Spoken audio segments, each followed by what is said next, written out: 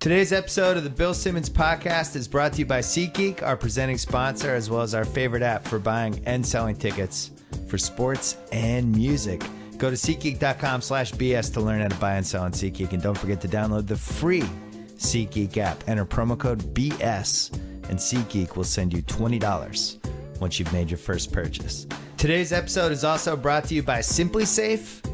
There is no better way to protect your home. Remember, any home security company that says it's free, quote unquote, has a huge contract and conditions attached. Simply Safe has no long-term contracts. You get the best 24/7 protection possible for just $14.99 a month.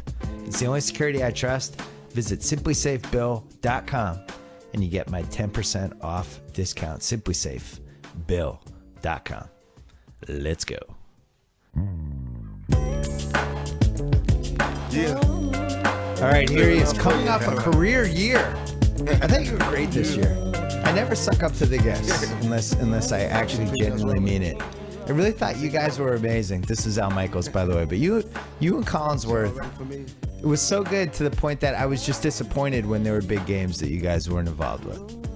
But how are you peaking when you're in your early 70s? I don't understand. I've accused you of this before, but I do think there's some PED stuff going on with you. No, you know I what really it is? genuinely do. I think you're doing stuff. You know, in my brain, I'm 19, and I've Yeah. told you this many times, and it's true. I've never eaten a vegetable in my life. That's the key? No vegetables? That is the key. People don't believe it, but anybody who knows me will tell you that I've had a life of meat, poultry, fish, starch, and dairy, and I've never had a vegetable. You go to any restaurant that I frequent, and they know when I walk in that that the vegetables go to the dumpster. So I think that's part of the thing. I think in about 60 or 70 years, I will go on whatever the Oprah of like 2080 will be, and I will have lived to be 160, 170 years old. And Golf helps you. Golf, yeah, a little bit. Even though right now I'm fighting through a little spinal stenosis, but the key is, Bill. The key is no vegetables. Be enthusiastic. Feel like you're 19 in your brain, and get to work with the people that I work with. I mean, everybody's always saying in my business, "Hey, I've got the best producer, director, analyst," but I do. I've been with these guys. Fred Godelli for 15 years, Drew Esicott for 16, our producer and director.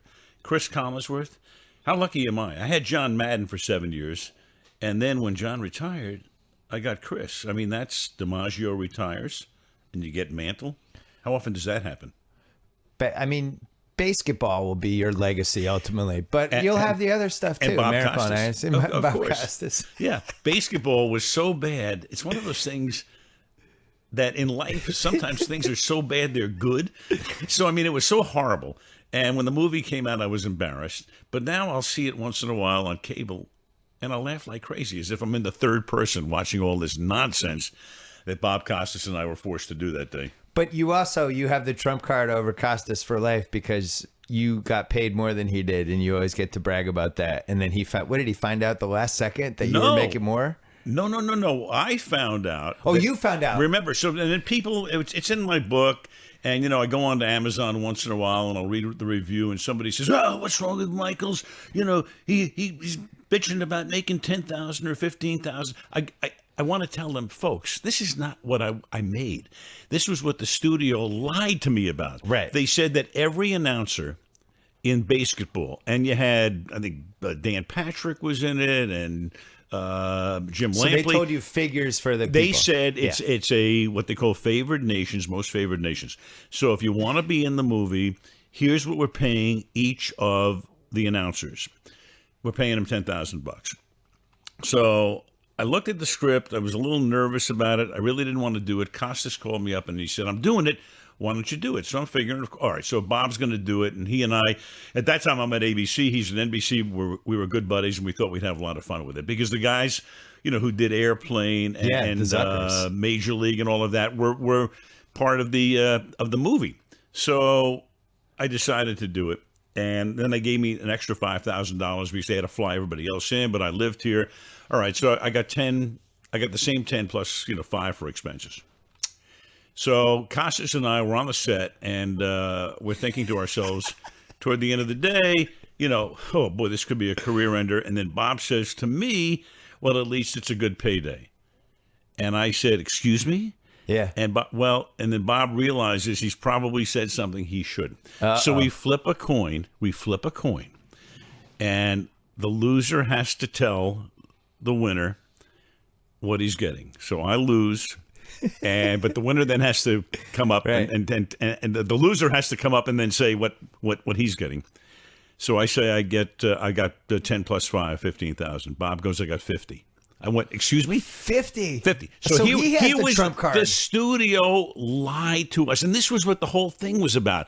So when people get on my ass about, I'm so greedy. No, I'm not. I'm going, the studios are so greedy. These bums were liars. So I called my lawyer right off the bat. The money was irrelevant at that point. It was the fact I'd been lied to. Here's Costas getting 50. You don't have to defend this to me. But you know what? Why am I defending it to you? Wait, that's a good you're question. defending yourself against two weirdos on Amazon. It's true. But it was a great story. And anyway, I wound up getting the same thing that Bob got. And the movie, the movie grossed about, I don't know, $14 or whatever it did. Right. But then again, you had points, the studios are always good at basically attempting to screw talent, especially if we're ancillary talent. Like Frank Gifford and Dan Deeriff and I, we were on Monday Night Football. They wanted us to do Jerry Maguire, and we did it. And we were in about 7 or 8 minutes worth of it, doing commentary, et cetera, et cetera. I think they paid us each like $5,000. Okay, so is that a lot of money? I guess. Well, sure it is to some people, but on the other hand, the studio made about $300 million. So excuse me. So do you mind if Tom Cruise made $80 gazillion and we made like 5,000 before taxes? You're right. Why am I sitting here? Are you and Costas friends or frenemies? No, we're very good friends. You're not frenemies? No, not at all. He's Why? like your rival, right? If you look Not at the really. last 40 years, you guys were kind of on the same corner a little bit. Well, but you know what? We had play-by-play, famous people, Yeah, well, Olympics, we had famous parallel- announcers. we had parallel paths. West Coast, East Coast. Yeah, but he was at NBC and I was at ABC for 30 years. And then when I went to NBC, Different networks. Well, but it wasn't a matter of we weren't rivals. I know, I'm just trying to start shit. I know. There you are. Why are you doing this? I bared my soul with this BASEketball nonsense with you, and now we're back to creating a Really? rift between Costas. No and me. frenemy stuff with Costas? Costas and I. In fact, we had dinner as of Saturday night. Costas has to be a little jealous of your uncanny ability to end up announcing great games. You did it again. You announced a game that had 2 Hail Marys in the same drive. Right. Every time you've been on my podcast, we always talk about the unbelievable luck you've had and how maybe it's not luck. Maybe when you're in the building, weird shit's going to happen or memorable shit or all this. And here we go.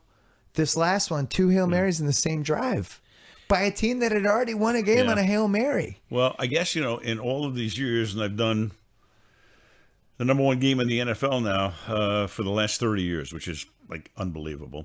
Yeah. I mean, it's crazy from 1986 You're on. talking the number 1 prestige night game. Right. 20 years of Monday Night Football. What was your first Monday Night Football? 1986. 86. Wow, Right, 3 decades. With Frank Gifford. Yeah. Frank Gifford. So, yeah, I've done it for 30 years, and then 10 years of Sunday Night Football, which is, it's the number 1 show on television. I have to get that in. This is not a brag. I feel like Sunday Night Football's a little bit bigger than Monday Night Football was near the end. Well, I because think it just that Sunday night feels bigger. It might, and there's a reason for that too. I mean, when I was at ABC and did Monday Night for 20 years, the feeling was from the company, hey, we're losing money on your package. You're a loss leader.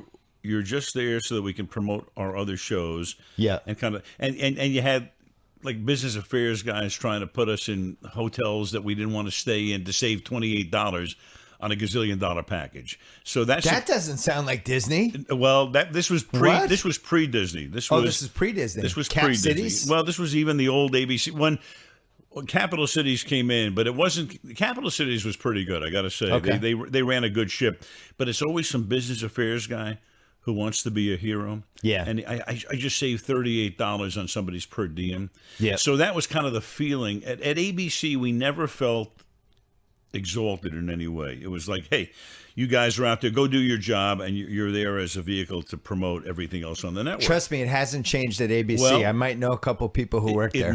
The difference was when Dick Ebersol got Sunday Night Football at NBC, the priority for the network became to promote Sunday Night Football. Not to use Sunday Night Football as a promotional vehicle. Right. This is our best thing. Let's make Sunday night the thing. Everybody got treated extremely well. And that led to their 9-person pregame show. There was like no expense was spared. Well, yeah, Bob Costas leather jackets. Right. Let's do it right. Of course. Different leather jacket for Bob every week. My scarves, the whole thing. Yeah, the whole thing. Whatever you wanted. And that, that to me was a little bit of the difference. And that's why, all of us who are doing Sunday Night Football right now are extremely proud of it, obviously. And very happy to be a part of it. It's a great telecast. It really is. The production value. I have no dog in this race. I just like football. I'm always happy when you guys do a Pats game, which is how I judge this stuff by. Yeah. It's like, oh, this is great. Yeah. We have the A team doing the Pats tonight. Yeah. This is the replays are going to be great. The announcers are going to be good. Collinsworth's going to tell me things about my team. Yep. And the thing, I always judge the color guys by when they're doing my team. Are they noticing the right things? Mm-hmm. Are they noticing the holes? You bet. Are they noticing the things we're good at? And he was just banging it out. Do they know what you know as a fan who follows it around the clock? Because the fans know their team the most. It's like how you know your kids or your wife or whoever. Exactly. And that's why Chris is so good, because not only does he know your team, he knows everybody else's team. All right, I have an important question. Sure. You're adding 5 games. Right. On Thursday nights, yeah. You're announcing those games. Well, yeah. I mean, we're all the number one crew, producer, director. You're doing Thursday and Sunday. A number 5 times? A number of extra. Yeah, right now we're trying to figure out exactly how this is going to work, because there's a Christmas thing in here and there's all kinds of stuff. But yeah, we'll do some extra games for sure. One of the things I love about you is you're like me. You don't do things for free. You don't just add games to your contract. You're getting paid for this. I got to find out what Costas is getting. You're getting paid for this. I don't want this to be a BASEketball. Well, yeah. What'd you tell them, Mike? I'll do an extra $2 million a game. No, let me ask you a question. Charter? So what? You want to be my agent? Yeah, I think you should get an extra $1 million a game. Well, you think add it on. What was it? The cast of, what was it, Friends? That they held Favorite out at the nations. end, right? And they all got together and they basically said, if you want us to do one more year, you guys have so much leverage. They can't put the B team on the Thursday night. It's got to be you and Collinsworth. Hold out. Get Chris on the phone right now. Hold out. Call Chris. Just tell him we'll do it. I mean, we're happy to do it, but charter. Hey. Just pick me up at Brentwood Airport. Right. Take me right to the game. At the VA, of course. Build a runway. I need a runway outside my house. I couldn't be happier at NBC. They've been great. They've been phenomenal. Well, I am worried a little bit because there's a theory, because you can't talk about other announcers, but Sims and Nance were a little spotty. I'm being kind. I don't want to put your knives in a bad position, but it's tough to do 2 games in 1 week. And I think it hurt those guys having to worry about 2, because it's not like you guys just show up and do the games. Correct. You're flying around. You got to do the research. You got to talk to everybody. You have a nice life. Well, I mean, for those guys, CBS the last 2 years, they did the whole season. I know. I think that's crazy. I don't think that's. I don't think that's a smart move. I looked at that schedule and I went, "Whoa, boy!" And because like mentally, you have to have the right energy. Yeah. You have to know everybody and every team. You can't screw up. Mm-hmm. You have to be totally versed. People think, what do? Do you show up at like 4:00 in the afternoon on Sunday? Just put a jacket on. And I'm going, when I'm flying home from a Sunday game, I'm already into what's going to happen next week. So it's like I liken it to taking a final exam every week. Yeah. And it's hanging over your head. It's hanging over your head. You no matter how much work you do, you always feel as if you got something else that you have to do, because you never know who's going to be the hero or the star, and it may be somebody that you really don't have a chance to take a really good look at along the way. I mean, look, the Super Bowl last year, I'm very lucky I was able to identify Malcolm Butler's interception at the moment it happened. And part of it was he'd been involved in the play with Curse a couple of plays before. Because when I'm studying for that game, I mean, I'm looking at Malcolm Butler, but I'm looking at Malcolm Butler as like the 42nd guy on the roster. He's not like a our guy. 6D back. Correct. And he's only in the game because, Arrington wasn't playing very well and they had to make some changes. So there's a little bit of luck involved. But, I had studied everybody, but certainly you're going to know a hell of a lot more about Tom Brady than you are about Malcolm Butler going to the Super Bowl game. But that's the thing about, the preparation. We never feel as if we're totally done. It's always as if, okay, we think we're locked down pretty well here, but there's always something. And I don't know what it is, but, with Chris and with myself and with John Madden and all of the guys that I've worked with through the years, it's as if, okay, we're ready to go, but you know what? There's probably something on the side we haven't thought about. And that's the scary part of it, I got to tell you. Collinsworth and I still have some healing to do, even though I think he's the best. Yeah. Well, he did the 10 minutes to go. My team's trying to come back to win the Super Bowl. Right. And he does the whole, I told Tom, look into my eyes.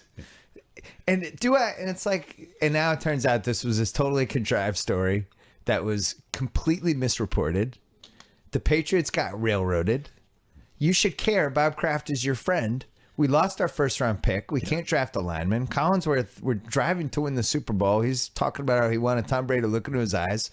Then we get the Malcolm Butler play, and he immediately shifts into, I can't believe how badly Seattle screwed up. This was the Henderson play. This is the Dave Henderson homer of Super Bowl plays. Can I enjoy the fact that my team just made the greatest defensive play to win a Super Bowl ever? For 5 seconds? You were in a Do room. I have to hear about Pete Carroll? Hold on a second. You apparently were at Jimmy Kimmel's party with about 9,000 people. With a lot of Boston fans. Right. And 8,000 of them are doing their analysis. Yes. So you're able to hear what Chris is saying during that period of time? No, this was when I enjoyed the replay. Now you wanted to go back and look at the tape. Okay. Yeah, I was like, I'm going to really... I'm going to get seconds. Yeah. You get my seconds because the first time you're just hugging everybody. No, Right. but we did hear the look in their eyes live, and I got mad. Well, because there's 10 minutes left. Do that in the second quarter. No, he didn't do 10 minutes on it. It was 10 minutes left in the game. Right. You have to admit that the Brady thing was treated differently than this Manning Al Jazeera thing, which is equally wacky, where the announcer's like, let's not bring this up. It's like, well, why are we bringing the Brady thing up? Why are we reporting stuff when we don't even know what the facts are? Look, I think we handled it correctly during the Super Bowl because when the game started, I said something along the lines of, look, everybody knows what this story is. Right. So don't belabor it. And people were saying to me before the game, the press in particular, how much are you going to deal with this? I said, people know what this is. We will mention it, but unless we have new and relevant information, move on. People want to watch the game. He didn't tell Collinsworth that. No, but if he said it... I had to hear about Brady looking in his eyes. But what was that, 10 seconds? 10 seconds in a 3.5-hour telecast. Do you honestly think Tom Brady was in this scheme to deflate balls before games? You've seen how busy quarterbacks are. Right. He's like, hey, guys, I can't talk about the playbook now. I gotta make sure they're deflating the ball by 4%. Are you telling me you don't think that there's a scintilla of a chance that Tom just with a wink and a nod? I'm not saying he did or he didn't. I don't know. But is it a better scintilla than... What did the guy do in the bathroom with the bag of balls? I think he went to the bathroom. You're going to probably go to the bathroom during this podcast. I probably won't because I went to the bathroom before the podcast. But I mean, is it a scintilla evidence that you won the Super Bowl? What do you? I feel like it's been tainted. Hanging on to this I lost for? My pick. What do you mean you lost your pick? I lost a first-round pick over this whole thing. Doesn't matter. They People still bring it up. Brady got booed at Super Bowl 50. He's the greatest quarterback of all time. He got booed. Maybe it's because of Sarah High School. They had people who were, who. Oh, you think? It actually was probably because of the Denver fans. I know. It was. They were Denver fans. I'm sure. What was your take? And look, there's a lot of jealousy that surrounds the Patriots. People think they've won too much. Well, you know Kraft really well. Yeah. I mean, you know Goodell a little bit. You know a lot of NFL people. You know a lot of owners. I would think so. You rub shoulders. I would think so. It does seem like people resent the Pats a little bit, think Kraft and Goodell a little too close. Oh, you're letting this guy get away with stuff again. That was all part of this, right? People hated the Dallas Cowboys when they were successful. Yeah. They still hate them. They hated the New York Yankees when they were successful. It doesn't matter. When you have a dynasty, people are jealous. They're going to try to knock it down. They try to knock it down. We live in a world now. We live in a world of snark to begin with, right? That's true. So nobody wants to say, "Oh my God, how great, how wonderful!" It's all hunky dory, peachy keen. That world doesn't exist anymore. People are always looking for the underside, especially in today's world of anti-social media. Not social media, anti-social media. Well, somehow you've avoided most of this. In terms People of... love Al Michaels. Well, but not everybody. They like when you call the game. It's like everybody loves Raymond, but not everybody. I mean, you know, whatever it is. And yes, granted, I think most of the blowback, feedback toward me has been, you know, pretty good. But not everybody's going to love me. You can't do a game in front of 20 million people every week, and 20 million people are going to love you. Sorry, a lot of people are going to despise you, not even know who you are, annoy people. So I'm used to that. That comes with the territory. You go about your job. You do the best job you can. There's nobody. Name somebody who is throwing a perfect game. Who doesn't get some sort of, snark feedback. Let's take a quick break to talk about our friends at Fuego Box. If you're like me, you put hot sauce on just about everything. And if you do, it's time to check out Fuego Box. It's a hot sauce club that delivers boxes of small batch and craft hot sauces right to your doorstep. They focus on flavor over heat, and they always avoid gimmicky selections. I hate gimmicky hot sauces. I just like the old school stuff. So think of this as a hot sauce club for people who love food. To purchase or even give as a last-minute gift, go to fuegobox.co and use code BS for $10 off your first box. And really, Valentine's Day is coming up. Maybe you could spice things up a little bit with some hot sauce instead of fleeting romance. Flowers last a couple days. Hot sauce lasts forever. Or not really. A couple months anyway. But it's delicious. Fuegobox.co. Promo code BS. Back to Al Michaels. Well, you and I have a lot of things in common, including that the Dave Henderson home run was one of the greatest moments of both of our lives. Best baseball game I ever saw. Oh, my God. Back and to the left, and it's gone! That's the only time I actually lost my mind. I was at my Aunt Jen's house, and I actually ran around and ended up outside, and I didn't know how I got there. Yeah. I was in the front yard. I'm like, I'm in the front yard. Yeah. But anyway, here's what else we have in common. After we left ESPN/ABC/Disney, we were both painted as temperamental, difficult assholes. Mm-hmm. Well, and to a we degree. Aren't. Yeah, to a degree, and we aren't. You to about 30 times the degree I was. 30 times? 25. No way. Yes, you were. A little more. Come Not on. as bad. Yeah.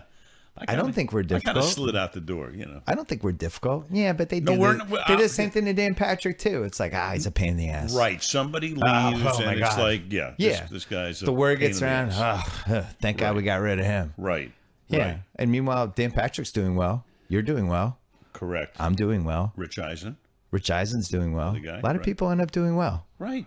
Yeah. Because, hey, sometimes it's time to leave. Isn't it interesting that nobody ever talks about the culture at ESPN? They always talk about the people who had trouble in the culture. It's never about, hey, maybe this culture isn't a great culture if they have trouble coexisting with talented people. Well, maybe there's something wrong with that. I mean, there have been a couple of books written about it. Didn't Jim There Miller has. write a book that he talked about? It's funny that it never gets spun around, though. It's always the individual people who are the difficult ones. Well, look, there are a ton of people that we've known who've come and gone and all of the rest. I know, I wasn't at ESPN. I was at ABC Sports. Yeah, but ESPN was running ABC Sports. It started to at that point. Yeah. But I was still over on the ABC side. And I left. I left because when ESPN got Monday Night Football, and I could have stayed, and I was going to stay, but John Madden was basically told, we don't want you. Fred Godelli, best producer of all time. Literally the best producer of all time. We don't want you. Yeah. Drew Esikoff, best director I've ever worked with. No question about it. We don't want you. They were shoved out the door. And when they went out the door, I'm going, wait a second. That's my team. And they don't want them? And the guy who came in and was given free reign to pick all the guys he wanted people who would say, "Oh, you're the best. We love you. You have the greatest ideas." You know what I'm talking about. Yeah, So, I do. Yeah. So that's why I wanted to stay and do Monday Night Football, but I wanted to be with John Madden and Fred Gaudelli and Drew Esikoff. And they were told, "We don't want you." Did you know at the time Sunday Night Football was actually going to immediately become bigger than Monday Night Football, or no? I did not. And in fact, I was shocked when the whole thing came about because I thought to myself, well, wait a minute. Monday night should always be the primary game because on Sunday there are several games. And by the time you get to Sunday night, people have maybe watched one game, two games, or whatever, or parts of games. So it's the last game. It's Sunday night. And then Monday night's a standalone. So I always felt that's why when this thing happened, I thought it was a big mistake on NBC's part. But my team was going there, and I figured, okay, I shouldn't say a big mistake. I thought it would not be as big as Monday night.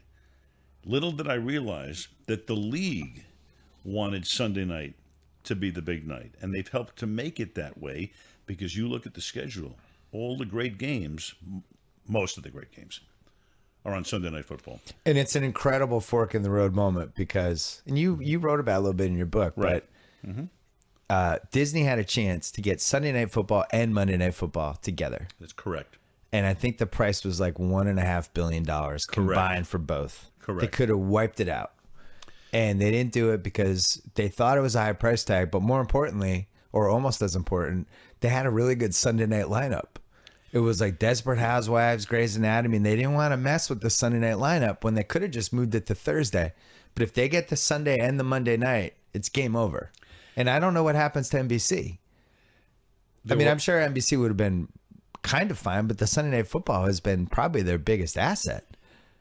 There were a lot of dangling parts at that point, Bill. And it's a great what if. Yeah, it's a great what if. And part of it was... You're still at Disney. Right. If that happens, right? Sure. You're doing Sunday or Monday. You're still working for one of them. Probably. You would never give up night football. No, I wouldn't. Yeah. And wouldn't have had to. Right. A lot of this was... When this happened, and I wrote about it in the book, Pat Boland, who was at that time the head of the television committee, came to me. I shouldn't say came to me. We were doing a Denver at Cincinnati game, so I ran into Pat. We had a cup of coffee in the lobby of the hotel, and he said to me, your guys are asleep at the switch. The number is 1.5 billion. And chumps change at that point. And then this was in 04. 05 was already locked, but this was going to begin in 06. Yeah. It was going to be a 6-year deal. And CBS had already renewed, and Fox had already renewed. So the two packages that were out there was Sunday night and Monday night, both of which were controlled at that point by Disney. So to keep both and do whatever you wanted, Sunday night on could have done one on ABC, ESPN, one whatever you wanted to do. And a lot of this too was that Disney needed to have a primetime package so that they could affect the rate increases on the sub fees. And otherwise they would have lost a ton of money. Yeah. But they were going to get one package. There was no question about it. This all boiled down to, do you want two? And I think the feeling was at that point at Disney, there's no other bidder. That GE was running. Oh, that's interesting. NBC. So you think it's like the auction where you think you're the only guy with a check in your pocket. You don't want to look like a fool and go, Yeah. I just bought something and everybody's laughing at you because you overpaid for it. Right. You never know when that's the case. The most amazing thing that happened here, though, is that Dick Ebersol, who was running NBC Sports, and remember, they had lost the NFL. In the late 90s, they were out of it. They were out of baseball. And they had lost the NBA. They had the Olympics. All of a sudden, NBA Sports was the Olympics, and that's it. And then Dick, running NBC Sports at the time, was very quietly negotiating with the TV committee, with the NFL, in particular Pat Boland. And this is what he's good at. And he's rubbing shoulders, greasing people, tremendous. Networking. And Boland was also of a mind that if they could make Sunday night the primary night, that's where they were going to go. So Dick was able to pull this off. What was incredible is in the middle of this, before anybody knew what was going on, Dick survives a plane crash, which killed his youngest son. Yeah, horrible in Colorado. story. Terrible story. Dick was rescued by his older son, Charlie. And Dick almost died. Dick, of course. He was in the hospital in Grand Junction they took him up to Grand Junction for several weeks. And yet he was able to not only survive, but, go right back into the negotiations with Bolin. And that's how it happened. So when it got rebid in the spring of '05, and Disney then came in and, sort of wanted to get both packages, too late. The door had already been shut because Ebersol had come in from the side. So Dick made a master move. He really I think the most important sports business things that happened this century, 21st century, were that and Under Armour stealing Steph Curry from Nike. Because at the time, Nike, it was a little bit similar, right? Maybe we don't totally need Steph Curry. We have LeBron. We have all these other guys. Oh, how much does he want? Under Armour comes in, takes Steph Curry. He is now the most popular basketball player in 30 years. And he has single-handedly rejuvenated that brand. That was an up-and-coming brand anyway, but now they have a face of it. They have the most popular athlete in any sport is the face of their brand. And it was a little bit similar, right? Nike, a tiny bit asleep at the wheel. Well, everybody at some point is asleep at the wheel. Oh, yeah. Were you asleep at the wheel in terms of not buying Under Armour stock? Because you're telling Yes. me something I didn't know. And now I'm thinking, well, if you would have told me that, I would have bought Under Armour stock. Nobody knew Steph Curry was going to turn into this. Correct. I mean, there were flashes of this guy's a performer. This guy has a chance to be a once-in-a-generation shooter, but not Maravich. We didn't know he was going to be Maravich crossed with Steve Nash, crossed with I don't even know what else. It's amazing. Well, Under Armour got lucky. Yes. So did NBC. Smart, lucky, Smart whatever. and lucky. Nobody hits a home run every time they go to the plate. You know that, right? Yeah.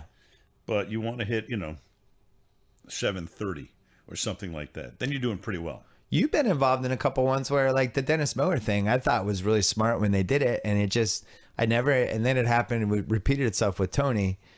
It took 2 times for us to realize football fans just want to hear football people talk about football.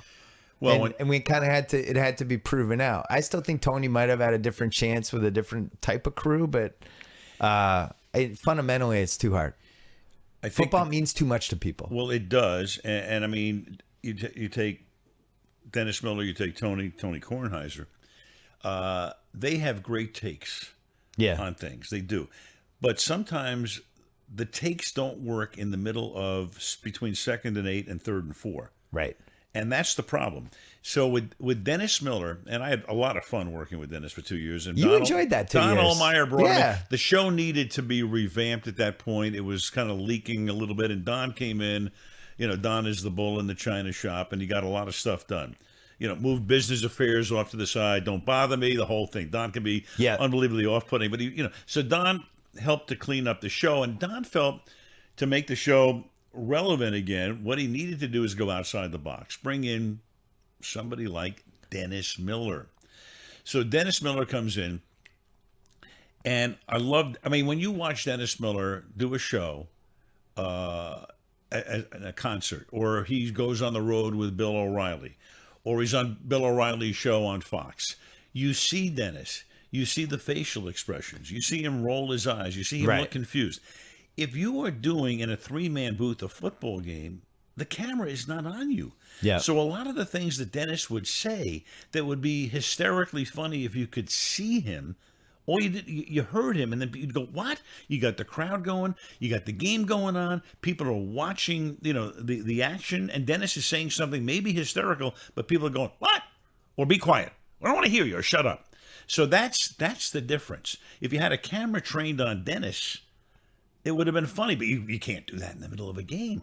So that's the difference. And Tony, Tony's got a phenomenal takes. I mean, his show with Wilbon, it's a great show. I love that show. They're smart, they're relevant, they get it, they're funny.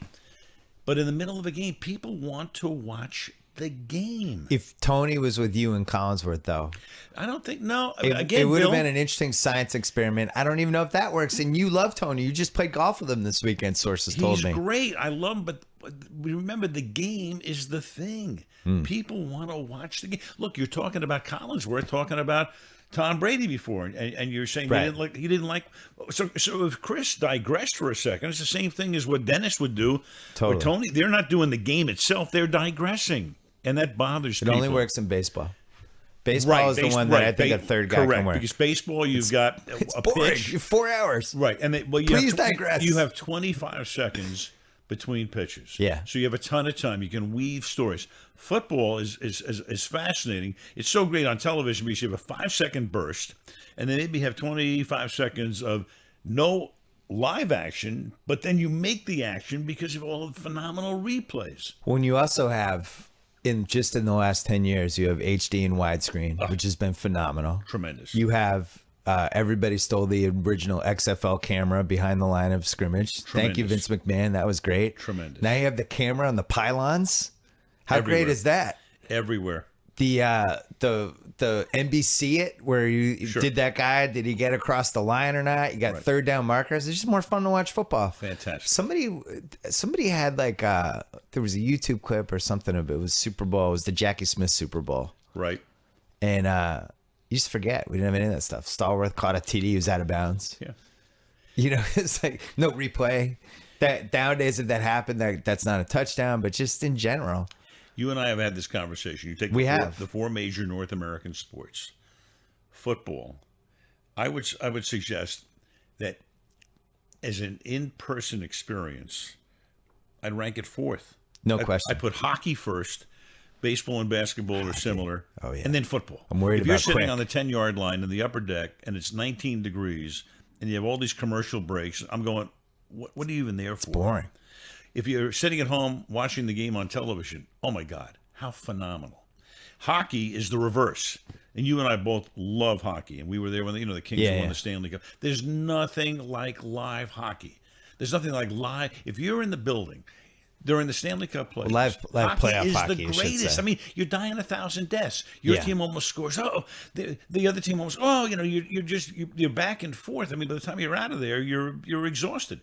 I told Gary Bettman once. I said it's the only sport where at the end of the day, the spectators are more exhausted than the players.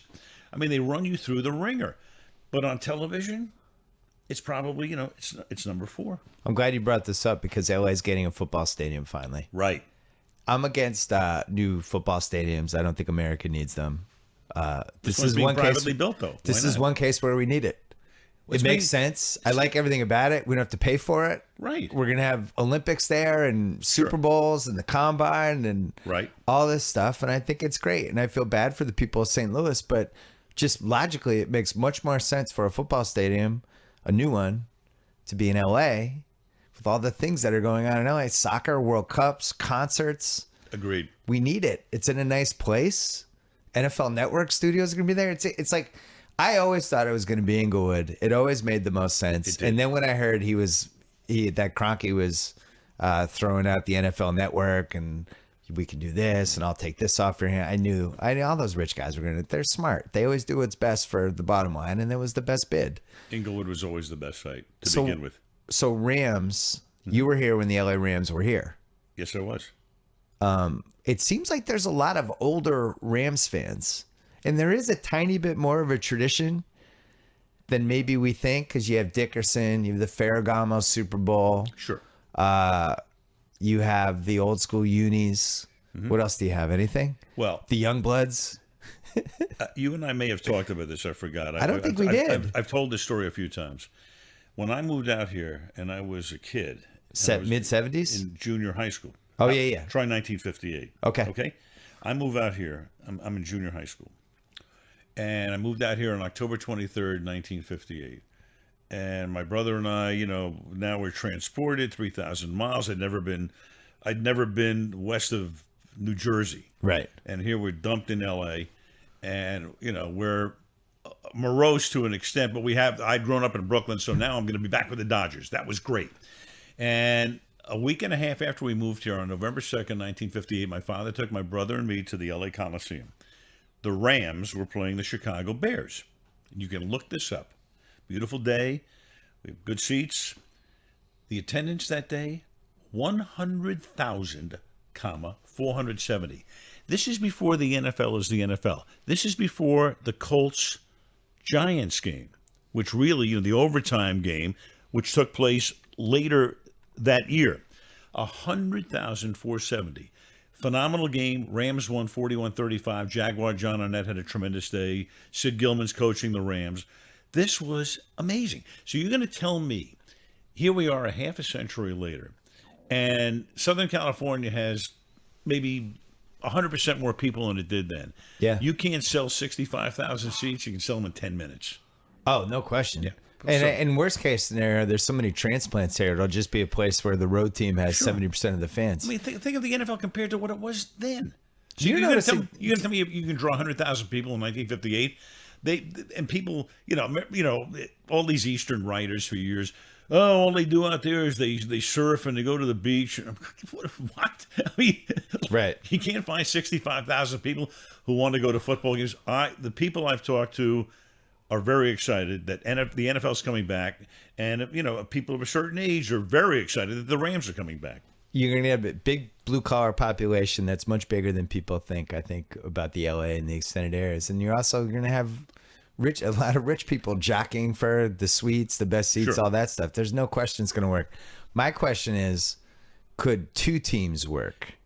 That's where I think it gets a little dicey. I'm not against it, but I think it's dicey. Again, I go back to Southern California has over 20 million people. Yeah. That's and growing. a big base. Growing. Yeah, I mean, there are 20 million people. That's bigger than a lot of countries. Right. That's as big as Scandinavia. But somebody's going to be the Clippers in this scenario. Probably, but the Clippers, by the way, make a lot of money. Right. So can a second team come in and make money? Of course. If the Chargers, who have the option to come here next year, they're going to play in San Diego. And they will. This year. And chances are, unless the vote passes for them and they get a stadium in San Diego, I would imagine they would. The Chargers will be worth a lot more in Los Angeles, even as the second team. And their fans are can in San come to the Diego. games. I mean, it's an hour 45. Right. It's not like they're moving to Hawaii. Right. But I just don't think, I feel bad for the San Diego fans, but I don't understand how you can justify building a new football stadium in San Diego. What's going to be in it? You're going to have 8 football games a year and 5 concerts, and then you're done. What else can go in there? That's the thing people forget with these stadiums is there's not enough things to put in a stadium. You can have a convention there, I guess, but ultimately, like in LA, we'll actually use this LA stadium. This is something that is needed. Now the Forum's next to it. I think it's a focal point if the LA gets the Olympics. You think LA is going to get the Olympics, right? I think it has a decent chance. I'm not sure. I think it's LA's a good gonna, chance. Well, I mean, you got Paris is involved in this, and Hamburg, Germany. I forget who else is involved. Rome. Yeah, I mean, I think LA has a decent chance, but remember, LA wasn't even the first choice of the U.S. Olympic Committee. Your Right. town was. Oh, What I know. happened? What happened? Knocked it out of there. They did. I said from day one it was the worst idea I'd ever heard. So, You can't put the Olympics in Boston. They don't Why? want it. It's too provincial. They don't want all these people coming in for it. They don't even like when the head of the Charles comes in for a weekend. I thought that all Boston liberal thinkers and No. welcome the world. Get those people No? out of there. All right, No. okay. They don't want people building stuff. I defer to you on all. Boston all people are things Boston. trained not to trust construction promises after the big dig. You think? Oh yeah, it was never going to work. Wait, quickly, LA. Let's talk about the OJ show and Right, the on 20th Fox? anniversary stuff. Like 22nd anniversary. But this FX thing has rejuvenated the OJ, and now ESPN has this thing that's going to be really good this summer too. That's coming out. But Yep. in general, there's been an OJ nostalgia renaissance. Are people bringing it up to you? Well, yeah, people have said to me, "Are you going to watch the OJ FX thing?" I guess that's on. I watched the first episode. I don't even think the second one aired yet. It was last night. It was spectacular. Was it last night? No, I'm recording Listen, when the you whole can series. get Malcolm Jamal Warner and Cuba Gooding Jr. in a white Bronco reenacting the Bronco chase, they didn't call on you though. They didn't have an actor playing you. I don't think. No, and I'm very happy about that too. I mean, Yeah. I thought I saw the. I mean, it's a good cast. Travolta as Bob Shapiro, a little over the top. But that's Travolta though. Yeah, but He I was mean, in face-off mode. I knew all those people, and I know. that was Shapiro wasn't that kind of. And meanwhile, I'm watching the thing, the first episode, and the actress who plays Marcia Clark, the curly hair and all that. Sarah Paulson. Sarah Paulson looked like Marcia Clark, But this is where, and you can't blame them. I mean, this can't be a total documentary. Everything is 1,000% correct. So there's a little bit of I don't think they wanted literary, it to be correct. No, but theatricalized. But I thought there was some very realistic scenes. I thought the Kato Kaelin character reminded me a lot of Kato Kaelin. No question about that. And you knew Kato Kaelin, right? A little bit, because I used to play tennis at OJ's house. Yeah. And Kato was hanging around in the back there, so I'd met him. Yeah. So I'm thinking to myself, though, in the script, when Marcia Clark gets the call and she hears about this double homicide, and then she, in the script anyway, contends that she doesn't even know who OJ Simpson is. I'm going, what? That can't be true. I mean, if Marcia Clark didn't know who OJ Simpson was, no wonder she lost the trial. I mean, come on, everybody knows who. So again, that's probably something that was in the script. And then the guy's like, "Come on, the juice, OJ Simpson. He ran for 2,000 yards." Right. They tried to do the TV movie, sum up OJ's football career as the guy's talking. I really enjoyed that. Right. No, I thought some of the scenes were great, and they looked like they didn't. I think they shot him in Hancock Park. Some of those scenes. You think so? Yeah, I heard that they did. Not in Brentwood. No. It's funny though. I've lived in LA now for almost, I guess, 13 and a half years. Yeah. It's every year I'm here, it becomes more unbelievable to me that all of this happened in Brentwood. Brentwood is the quietest, most unexciting city in America. Nothing happens in Brentwood. Yeah? Nothing. I've lived there for 30 years. I know you have. That's why I bring this up. Don't forget who we've also had beside OJ. Who? Around the same time. Monica Lewinsky was from Brentwood. What? Didn't you know that? No. Come on.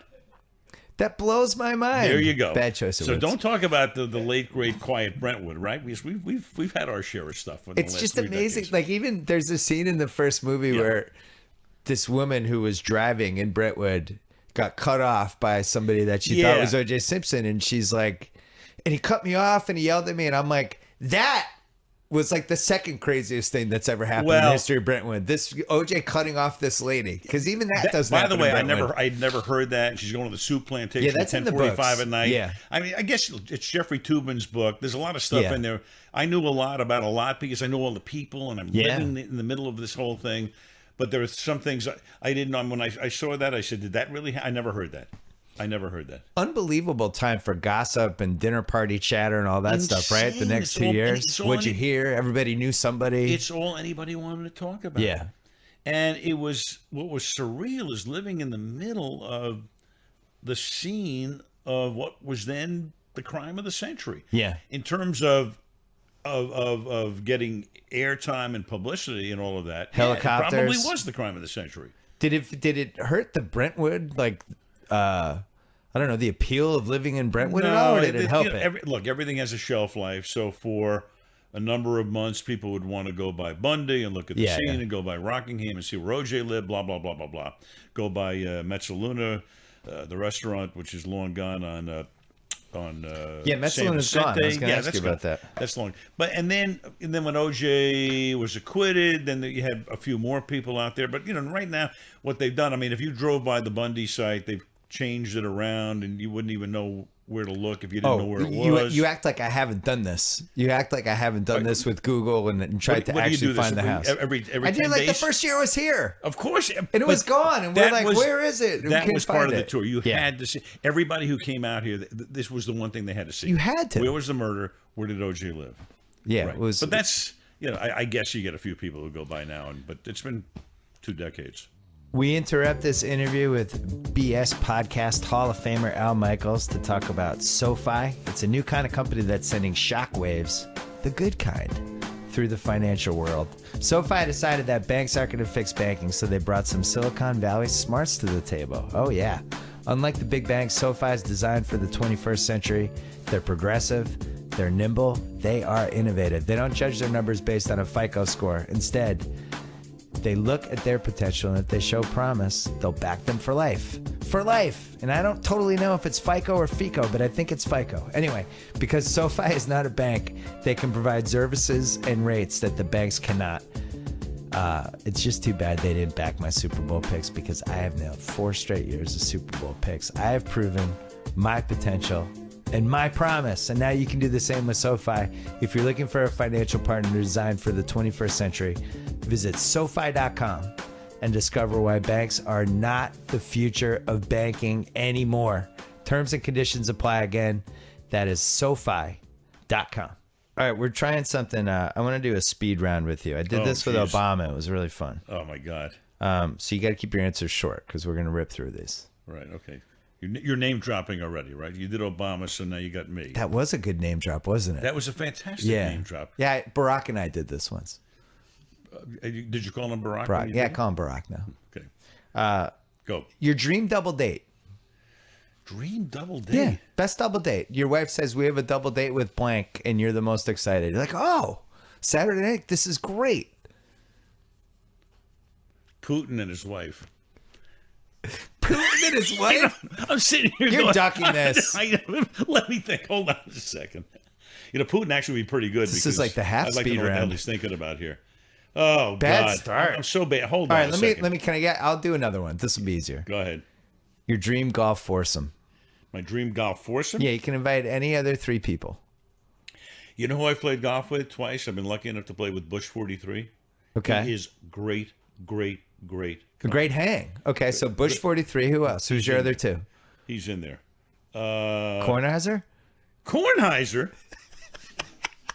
Peyton Manning. I played with Peyton. I played with So Bush 43, Peyton Manning. Somebody else who I'd like to play with? Oh, God. A speed round is not going well. Speed. This is not speedy at all. But you know what? You can edit the tape and make the seem as if I've got the answers faster here. So think far, for a second. Putin and his wife on dinner. We know who it would have been up until a couple of years ago, but unfortunately I was supposed to have dinner with him. 1 point sit up by Collinsworth was Neil Armstrong. Neil Armstrong was the one guy I always wanted to have dinner with. Always. Who have you played the most golf with over the last 10 years? Doc Rivers? A lot. Oh, yeah, your buddy Doc. Have you... Doc and I are great. You've reached I your love Doc. rapprochement I think we're totally fine. I served as the mediator on that. You know that. Well, Wilbon also claims that he did, so you got to solve. You got to hold on a second. Wilbon takes a lot of credit. Right. Well, both of you helped too. Thank you.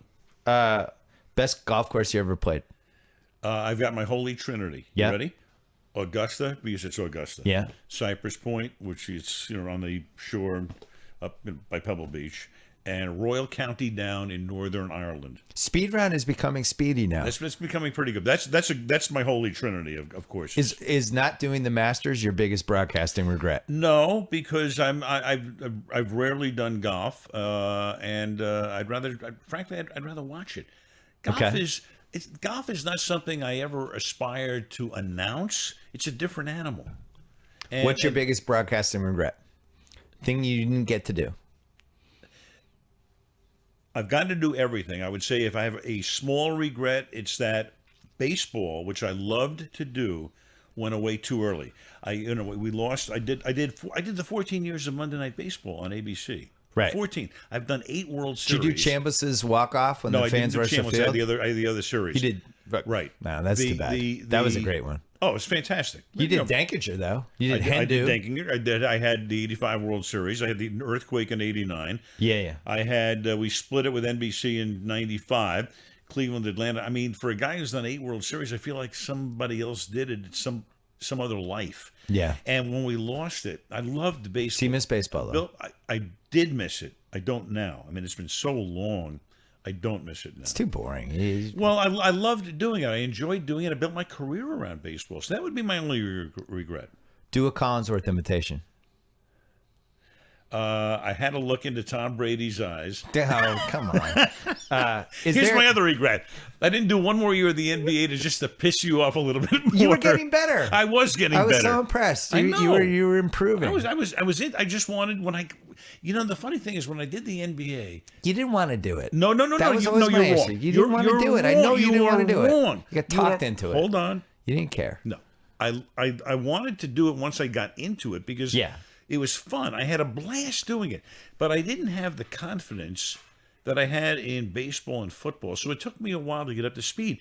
Because remember, when I went to do the NBA, I had like a 15 or 20 year blank period Right. leading up to it where I really didn't follow it that closely. So if I do baseball or football, the tapestry in my mind, I can play it out. I can go, 10 years ago, 15, here's what's relevant versus what happened, in history.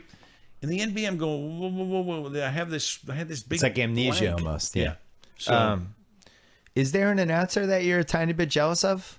jealous of? Yeah. No.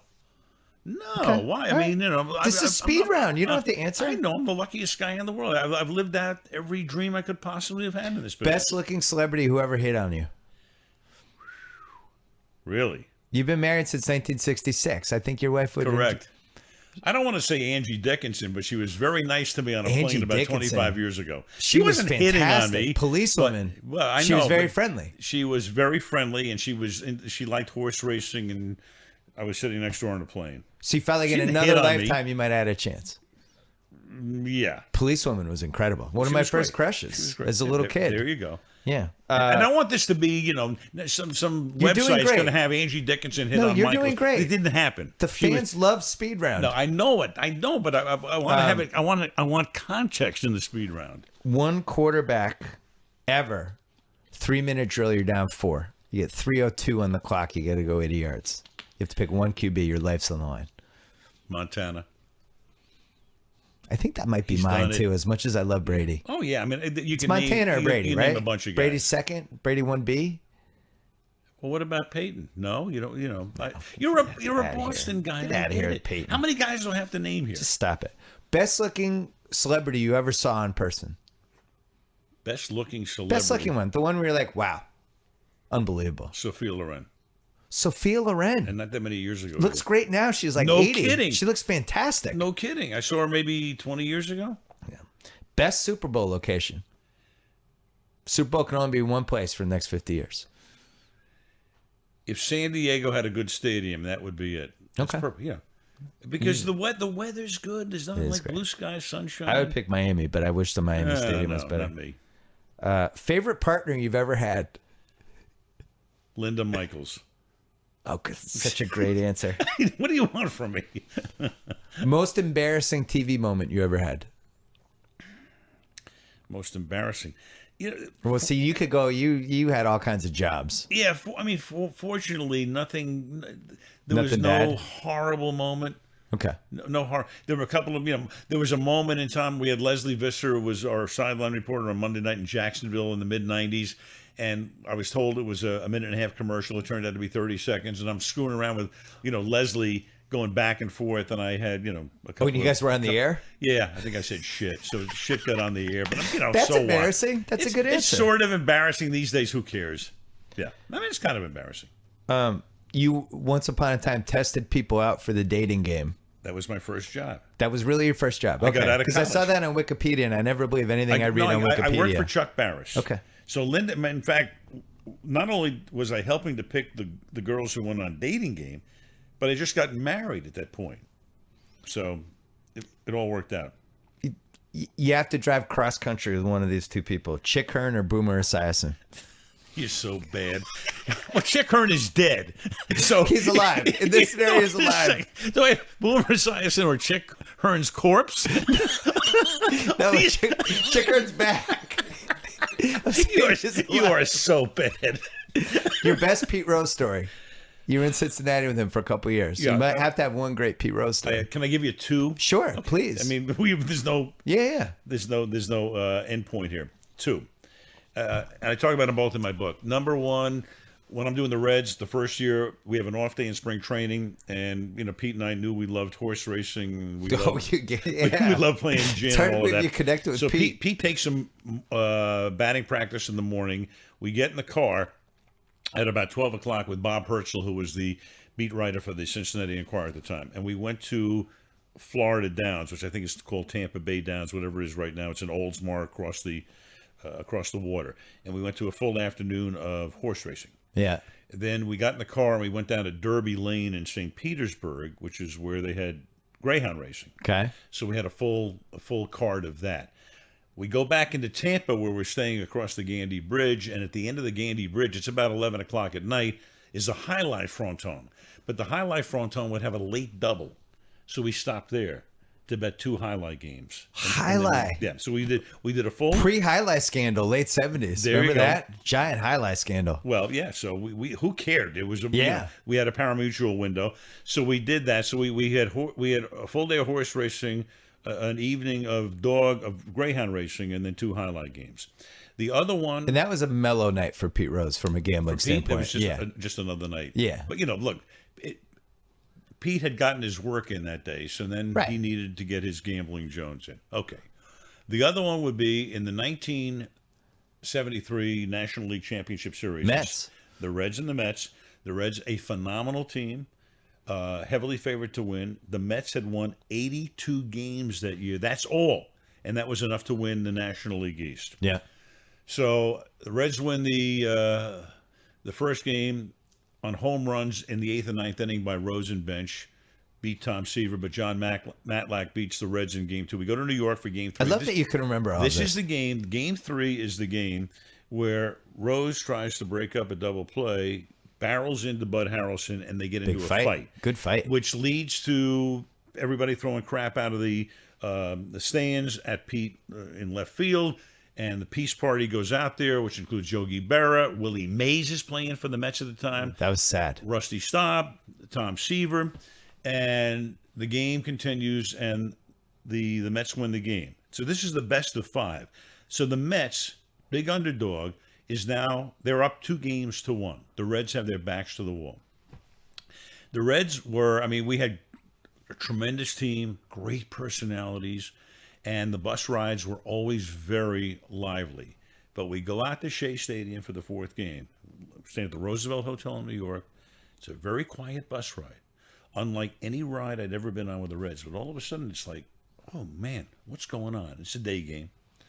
We get to Shea Stadium, and there are 500 people outside the gates, and they're throwing eggs, rocks, batteries, the whole thing, all kinds of signs. Fuck you, Pete. I can say that here on a podcast. Yes, you can.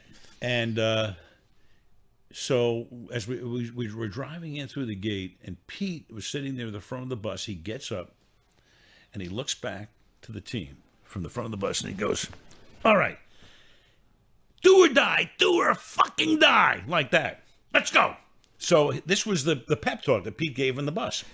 So we get, he needs all kinds of security. It's like crazy. So what happens in that game? The game goes to extra innings. Mets trying to clinch the pennant.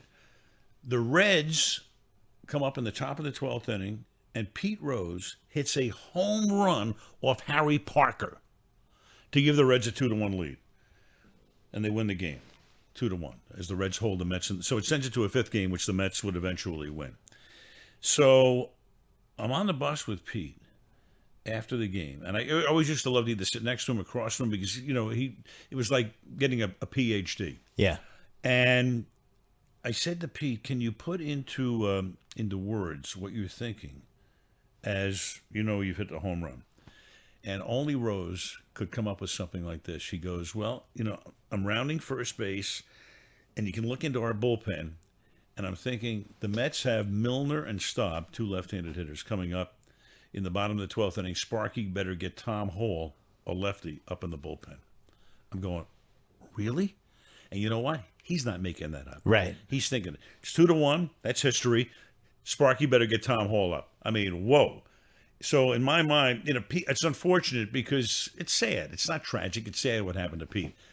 As a manager, strategically, nobody would know more than he did. Nobody. In terms of how you run run a baseball team, I don't know. When I was growing up, he had his positives and negatives, but I'll conclude with the fact that I think Pete's the most exciting athlete I've ever covered. Really? Oh yeah, because he gave 100%, a true 100% around the clock. He played a spring training game in Bradenton, Florida, the same way he did the 7th game of the World Series, and I've seen both. I've seen it with my own eyes. When I was growing up, he was the guy. In the 70s, he was the best player of the 70s. There was nobody better than Pete Rose. When I'm a kid growing up, I'm going, the only record that could never be broken is Ty Cobb's hit record. Because you would have to have more than 200 hits a season over 21 years. Nobody does that. He was an animal. He did it. I went too long on that, didn't I? No, that was good. I enjoyed that though. Some speed round. Speed round. I'm telling 8-minute stories. We're in almost a speed done. round here. Rank these games: Denkinger, Malcolm Butler, Henderson, Norwood. Rank those games. The Henderson game, best baseball game I ever saw. That's Boston and California. Wow, over Denkinger. Yeah. Okay. Because It's a more entertaining game. yeah, it was more. Yeah, it was The more. police around the field, Gene Right. Mock, You have the everything. you got It's amazing. cops on horseback. Mock's going to win and Gene Autry's going to win. His. Do you remember in the ninth to the inning, World Buckner Series? came up? Buckner was the heart of that course. Of Red Sox course I team, do. which nobody, and he was yelling at Mike Witt, trying to get in his head. Do you remember this? I remember everything. He was I leaning remember forward. He was like calling him like an Buckner was getting- MFer. Buckner was getting a shot in his ankle every day. Yeah. He was the heart It's of one that the whole saddest things- season. It's one of the saddest things I've I ever know. seen. I know. Bill Buckner, who is not a Hall of Famer, but he was close. He had 2,800 hits. That's a hell of a career. He was unbelievable that year. He was And tremendous. I was in the car with my daughter. She lost the State Cup game this weekend, and the other team scored a goal that rolled through our goalie's legs. Right. And I was like, we're driving back, and I was like, that was like a Bill Buckner play. And she's like, who's Bill Buckner? Yeah. I told her the whole story. I'm like, we're up 5-3, 2 outs, bottom of the 10th, single, bring in a new reliever, wild pitch, tie game, ground ball right through the guy's legs. And she was like, Yeah. were they mean to him after? And I was like, yeah, they were actually very, Yeah. very, very mean to him. And it's just sad because he was like the heart and soul of that team. He should have been on the disabled list. Yeah, he should have. I saw him in the clubhouse he's every yelling day. at Mike Witt. Yeah. Gets on base. Baylor hits the underrated homer of the inning. Correct. Pitching change. Correct. And then the guy gets on. Hendu. Right. Boom. Right. And then we almost lost in the bottom of the ninth, which nobody No remembers. kidding. Of course, I remember that. Well, then Bobby you got the Grich popped out. Or Grich and Dow? the Sensei, Steve Yeah. Crawford. He couldn't bring Schiraldi in because he couldn't trust Schiraldi at that Because point. Schiraldi had He's number one guy. all-time meltdown that right. weekend. The night before. Yeah. Remember the night before they blew a 3-0 lead. Total meltdown. That's why I didn't trust In the ninth Schiraldi inning. even in the Game 6 Correct. Mets because it was like I'd already seen him melt down. That You is- get that crazy look on his face. All right, so you have Henderson first, All right, Henderson first. All right. Butler second. Just Well, admit yeah, the I Butler would game put them was out. unbelievable. That was such a great game. Awesome. I mean, game. the game was great. The way Had the it curse ended, catch. but tremendous. The whole thing, with everything that was going on around that game, the two best teams in football, tremendous. So then Denkinger and Norwood. Well, I mean 3-3, basically. Okay. I mean the Norwood game is Giants Bills. So people who don't remember what we're talking about here, it's Yeah. Giants Bills. Bills are a juggernaut. Right. It's in the middle of Desert Storm, and they did a retrospective on the Super Bowl pregame Whitney show Houston. this week. Whitney Houston's national anthem, the whole thing, country kind of changing. Security was nothing like I'd ever seen, and and the Denkinger game was, look, the Denk. If it was today, that call would have been overturned. Yeah. Replay. No question. Yeah. USC alums or UCLA alums? In terms of what? That's the question. My kids both went to USC. Okay, So there you go. Pat Hayden's a good buddy, but I've always loved UCLA too. Best up-and-coming play-by-play guy. Guy who you think is the next you, potentially. Well, there are a lot of good guys out there that I hear. I think Chris Fowler really does a nice job on college football. I really do. I think Chris is thought But of. he's older than I am, though. Well, but I'm saying he hasn't done or didn't do a lot of play-by-play till recently. I think Dan Schulman does a really good job on baseball the times I've heard him. Sean McDonough.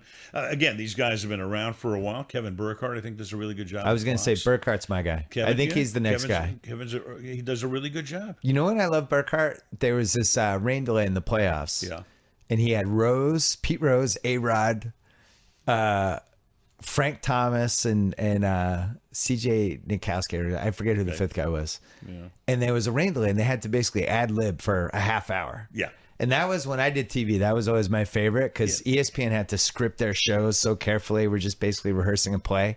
So I used to love when we had to fill because that's when it was actually TV and you're ad-libbing. And Burkhardt was unbelievable. And that's when I was like, that guy's the next guy. I had more fun doing rain delays when I was doing baseball. That's when you're making your bones. If you can ad-lib, that's it. In Cincinnati, we had a ton of rain delays because of the weather in Cincinnati in the summertime. So All right, only a I couple got my more. chops there, and then I went to San Francisco. We didn't have very many rain delays.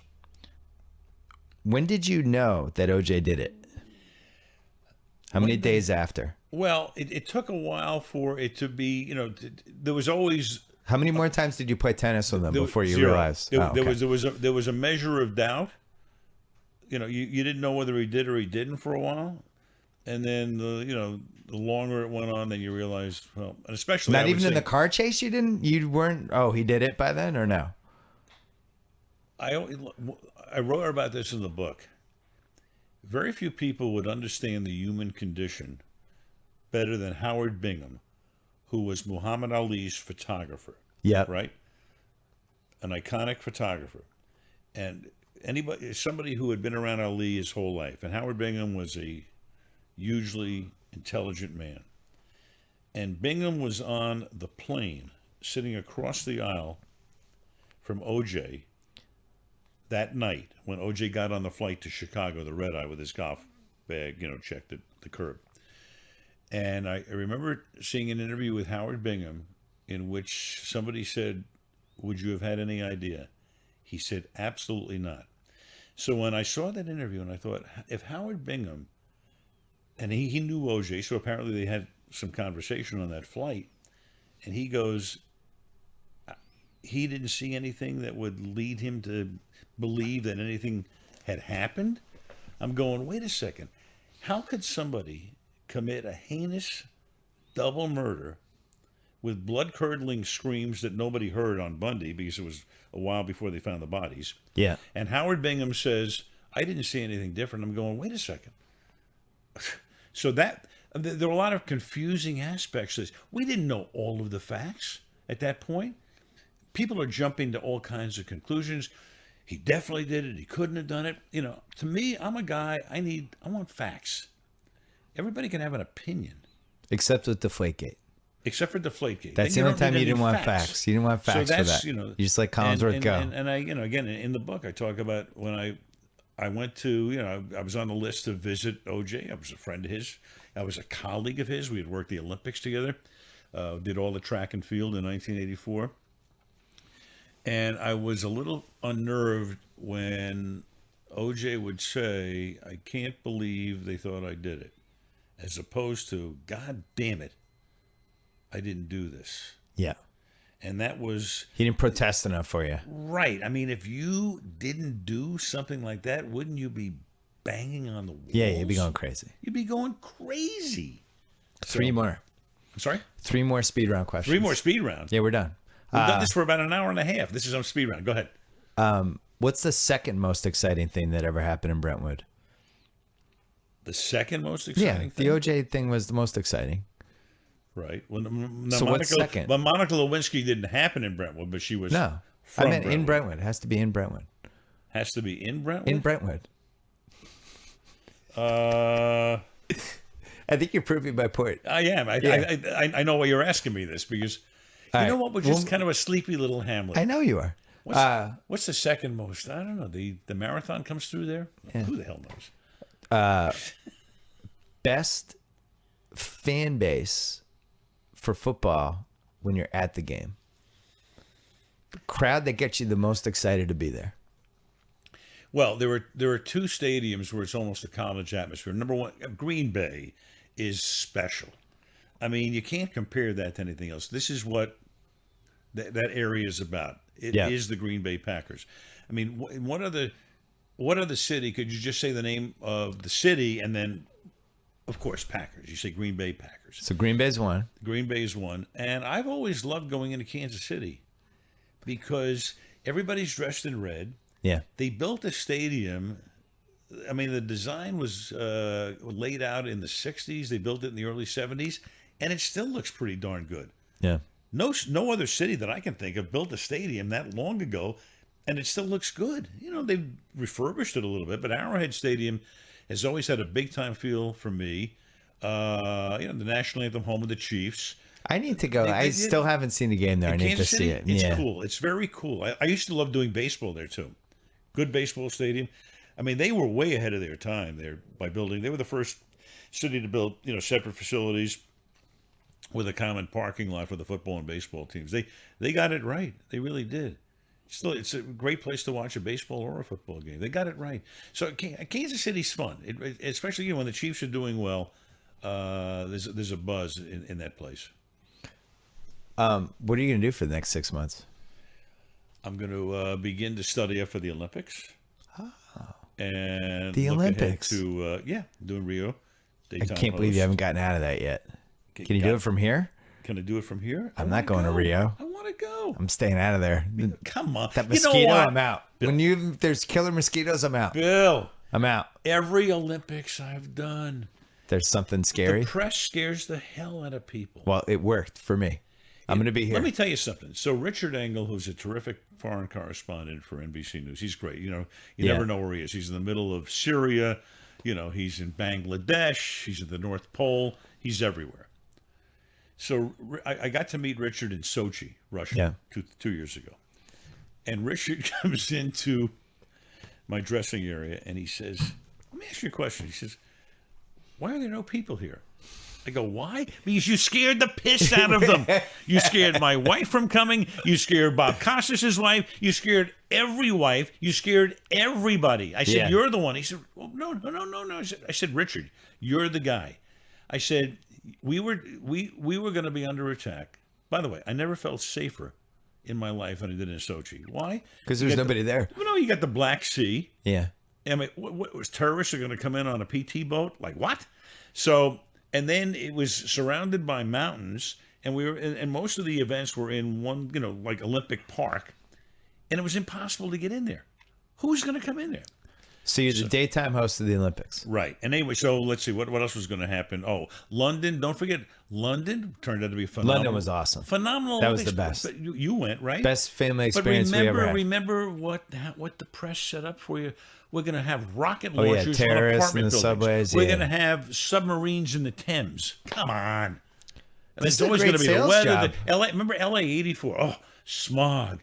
Yeah. Terrorism, traffic. There was smog. City there was no smog during the Olympics. Because everybody left. That's right.